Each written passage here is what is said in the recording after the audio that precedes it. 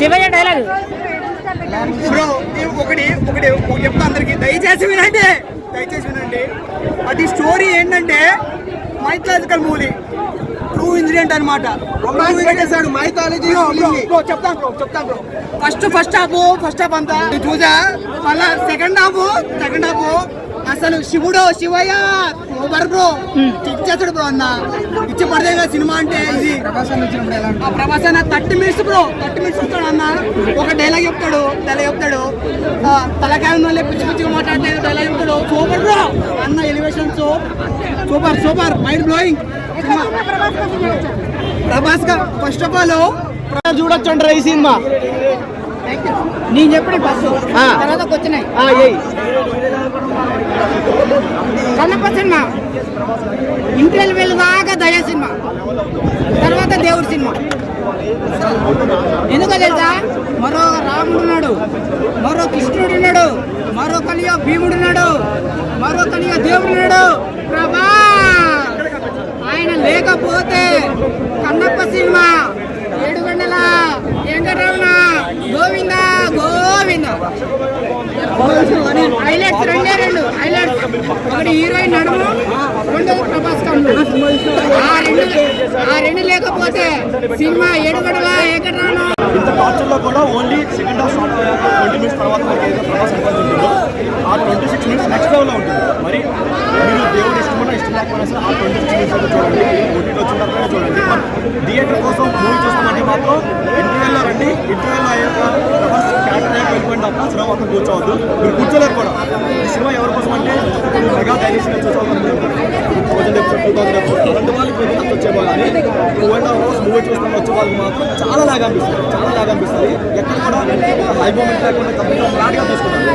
And history అని చెప్పి హిస్టరీని కూడా కిచిడి చేశారు. ఇప్పుడు హిస్టరీ అంటే కన్నప్ప గారిది, ఆయన ఏ పురాణం చదువుకున్నా సరే, ఏ బుక్స్ చదువుకున్నా సరే ఆయన ఒక్కనే ఇస్తాడు, రెండో కన్నా ఇస్తాడు, కూడా చదువుతారు. బట్ వీళ్ళు మాత్రం సినిమాటికల్ బట్టి మరి ఎక్కువ వాడేసి 2 కాళ్ళు తీసేసి మరి నాశనం చేసి అనిపించింది.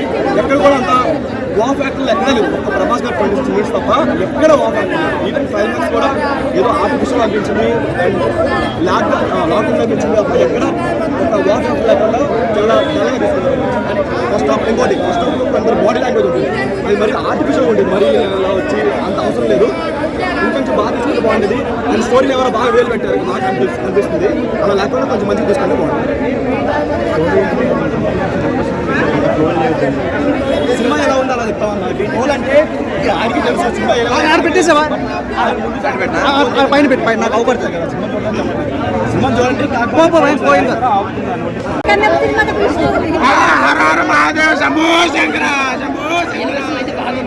బట్ మోహన్ బాబు క్యారెక్టర్ ఆయన వచ్చినప్పుడు బీజిఎం సీన్స్ 2-3 సీన్స్ అవి కూడా చాలా బాగా. అలాగే ఇంతవేళ ముందు మోహన్ లాల్ గారు వస్తారు, ఆవిడని 2 నిమిషాల ఎపిసోడ్ కూడా చాలా బాగా అనిపించింది. బట్ హీరో తండ్రి చనిపోయినప్పుడు ఒక ఎపిసోడ్ ఎద్దు ఫైట్ ఉంటుందన్న, ఆ ఫైట్ అనేది అందరూ వచ్చి కొట్టుకుంటారా అయిపోతుంది. నీకు అమ్మాయి నీకు బడ్జెట్ లేకపోతే ఇంకా తెచ్చి పెట్టుకో, అంతేకాని సగం ఫైట్లు చెప్తున్నాడంటారా. నిజంగా చెప్తున్నాను, ఈ సినిమా 2 సార్లు ఎవరు చూడాను.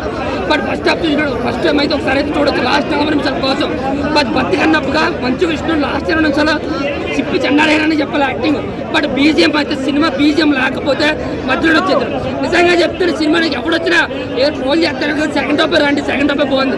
ఫస్ట్ హాఫ్ అంతా కంగువ మీకు రిఫరెన్స్ కంగువ చూసినట్టు అనిపిస్తుంది. ఓవరాల్గా ఒక యావరేజ్ మూవీ అంతే. శివుడు క్యారెక్టరైజేషన్ ఇచ్చిన పర్సన్ ఏమో ఎక్కడో పైన కూర్చో ఉన్నారు. కానీ అసలైన రుద్ర అనే క్యారెక్టరైజేషన్లో నాకేంటంటే ప్రభాస్ శివుడులా కనబడ్డాడు. నిజంగా చెప్తున్నా, 15 నిమిషాల్లో థియేటర్ మొత్తము అరుపులు థియేటర్తో మారుమోగిపోయి దద్దరిల్లిపోయింది.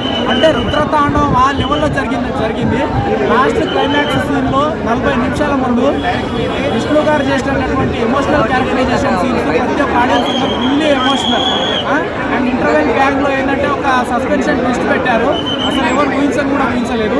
ఇంకోటి హీరోయిన్ ప్రీతి ముకుందాన్ని చూపించారు. ఆమె పేరు ప్రీతి కాదు, సో పెట్టి అంత బాగా చూపించారని చెప్పుకోవచ్చు. అండ్ కాజల్ అగర్వాల్ గారు ఏంటంటే only just second of the characterization. కాకపోతే బ్యాక్గ్రౌండ్ స్కోర్ చూసుకున్న ఒక వన్ ఆఫ్ ది బెస్ట్ స్టోరీనే చూడొచ్చు. 1% కూడా డిసప్పాయింట్ అవ్వడానికి అయితే అవకాశం లేదు. అప్పుడెప్పుడో 25 years బ్యాక్ పక్క కన్నప్ప అనే సినిమా చూసినాము. దాన్ని మించిపోయే లెవెల్లో ఏంటంటే విజువల్స్ పరంగా చూసుకున్నా, సాంగ్స్ పరంగా చూసుకున్నా కొంచెం బాగానే చూపించారని చెప్పేసి చెప్పుకోవచ్చు. కానీ లాస్ట్ క్లైమాక్స్ సీన్ మాత్రం ప్రతి ఒక్క ఆడియన్స్ కళ్ళలో నుంచి 100% 1000% నీళ్ళు తిరుగుతాయి. ఈ సినిమాతో ఏంటంటే మంచు విష్ణు గారిని ట్రోల్ చేయడం పక్కా ఆపేస్తారు. అది మాత్రం 100% గ్యారెంటీ.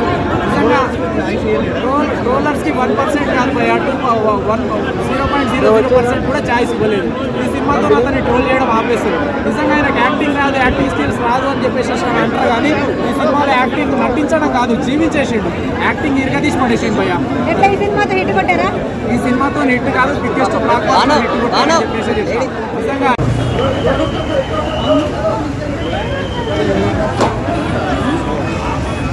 చూడు చూడు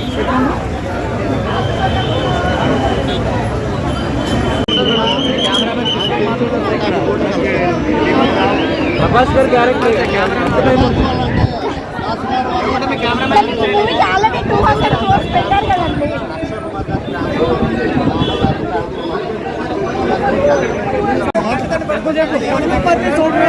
చాలా బాగుంది.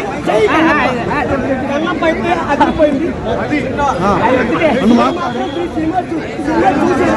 చాలా బాగుంది. కన్నప్పటి వేరే